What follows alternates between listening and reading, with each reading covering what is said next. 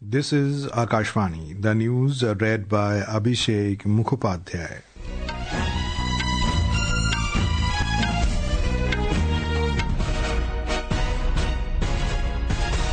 External Affairs Minister Dr. S. Jaishankar has stressed that resilience, innovation, cooperation and sustainability will be the key priorities during India's chairship of BRICS 2026.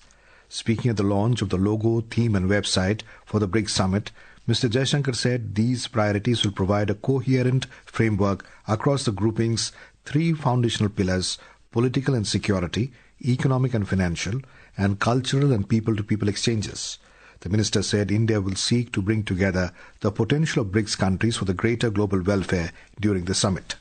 India approaches its chairship with a humanity-first and a people-centric approach, inspired by the guidance of Prime Minister Narendra Modi. Our chairship theme, Building for Resilience, Innovation, Cooperation and Sustainability, reflects our belief that cooperation among BRICS members can help address shared challenges in a balanced and in an inclusive manner. Indian Army Chief General Upendra Dwivedi has said that Operation Sindoor was the best example of tri-services synergy with full freedom to act and respond. He said the operation remains ongoing and any misadventure by the adversary will be dealt with effectively. Addressing a press conference in New Delhi today, General Dwivedi said a clear decision to respond decisively was taken at the highest level following the Pahalgam terror attack.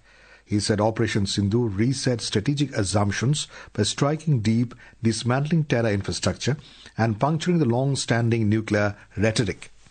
Our army-based workshop, which played a key role during Operation Sindoor, have been reoriented from being repair facilities to research and development cum production-oriented hubs. Atmanirbharta in ammunition, we are proud to say that 159 out of 175 ammunition categories Indian Army holds have been fully indigenized, that is over 90%. Minister of State for Personnel, Public Grievances and Pensions, Dr. Jitendra Singh today said that Viksit Bharat Ji Ramji Act guarantees 125 days of wage employment per rural household in each financial year from the earlier 100 days. Addressing a press conference on Viksit Bharat Ji Ramji in New Delhi today, the minister said that the scheme also provides an aggregated 60-day no-work period to ensure the availability of agricultural labour during peak sowing and harvesting season. The minister said that going digital will help in curbing the ghost beneficiaries under the scheme. Home and Corporation Minister Amit Shah has stressed that the country will emerge as the world's third largest economy by the end of next year. He was addressing a public meeting at his native town Mansa in Gandhinagar district after launching and inaugurating development projects worth over 267 crore rupees. Mr. Shah said the government is committed to making India a global leader in every sector by the year 2047. On the occasion, it described the Somnath temple as a symbol of country's identity and self-respect. He added that the government will celebrate the Somnath Swabhiman Parv throughout the year to showcase the temple's 1,000-year-old glorious history and pass on this legacy of self-respect to future generations.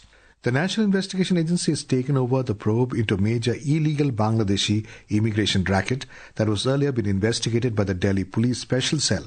Officials confirmed that the NIA has registered a fresh FIR after formally assuming charge of the case last week. The agency has begun its investigation and is expected to expand the scope of the probe by tracing the entire syndicate involved and following the money trail linked to the network. The takeover follows directions from the Minister of Home Affairs to crack down on organized networks, facilitating illegal immigration and posing potential security threats. The Bank of Baroda, IDBI Bank, Indian Overseas Bank and auditor BDO India LLP have approached a division bench of the Bombay High Court to challenge a single judge order that restrained them from taking any action against businessman Anil Ambani. Anil Ambani, a former non-executive director of RCOM, had filed separate cases against the three banks, urging the High Court to restrain them from acting on the notices. The India Open Badminton Tournament has started at the Indira Gandhi Indoor Stadium in New Delhi today.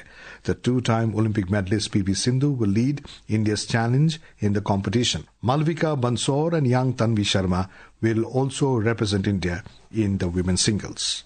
And that is the end of this news bulletin.